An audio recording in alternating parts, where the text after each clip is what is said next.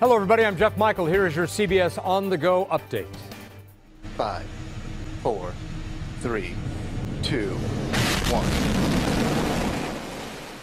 1. It just never gets old. Another successful SpaceX rocket launch.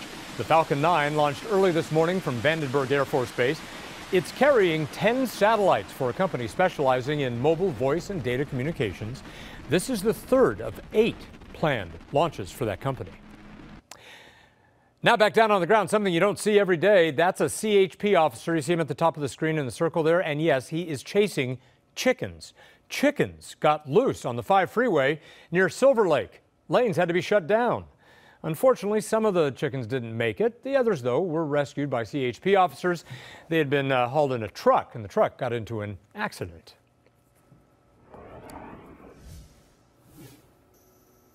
And now your CBS 2 travel forecast. Here's Danielle Gersh. Hi, Jeff. Definitely not something you see every day. Taking a look at your travel forecast, you should be in good shape. Not expecting any weather-related travel delays, at least not across the Southwest. Possible we see some delays through the Northeast, and that's because of Nate, what was Nate, starting to push through the Northeast. Denver today, going to see some snow. Temperatures right around freezing this afternoon. We'll have some snow pushing through Colorado. Could see up to 7 inches of snow. And then quiet through the Midwest, but as I was saying, what was Nate will push through the Northeast, expecting temperatures in the 70s and 80s, though. Here at home, we have a warm day on the way. Highs going to top out in the 80s and 90s this afternoon, so we'll be slightly above average. We also have high wind warnings, wind advisories, red flag warnings in effect to start the work week, so we'll be on the warm side today. That offshore wind will start to diminish heading into tomorrow, but we will stay warm for your Tuesday, and then by Wednesday, winds turn onshore, and that means getting back to average, feeling more fall-like.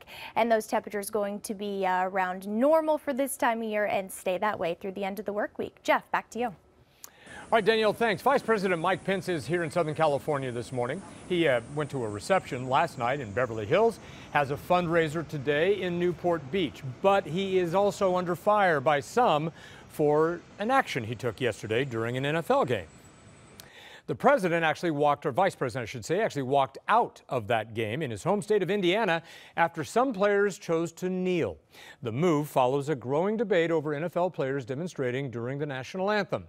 CBS 2's Elsa Ramon has the story. Vice President Mike Pence began tweeting Sunday with this photo of him and his wife Karen before the game between the Indianapolis Colts and the San Francisco 49ers. But when the national anthem played and several 49ers kneeled, Pence announced on Twitter he left the stadium, saying, "I will not dignify any event that disrespects our soldiers, our flag, or our national anthem." President Trump expressed his support for the move, tweeting, "I asked VP Pence to leave the stadium if any players kneeled, disrespecting our country. I am proud of him." 49er safety Eric Reed said Pence's walkout looked like a PR stunt. He knew our team has had the most players protest.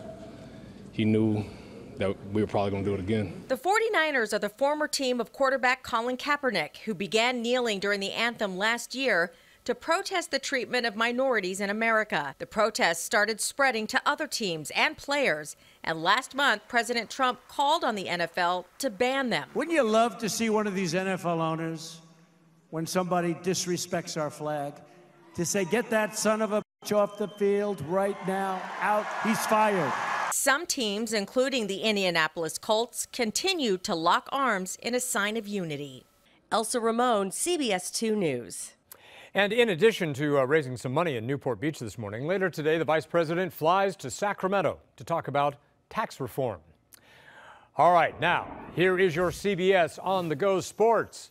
The LA Rams paid tribute to those killed in Las Vegas at their game yesterday in Exposition Park. They honored the victims with a few moments of silence. The Rams, though, lost to the Seattle Seahawks 10-16. And that is your CBS On The Go update. I'm Jeff Michael. Remember, we're always on CBSLA.com, and be sure to watch us on CBS 2 News at 5, 6, and 11 p.m.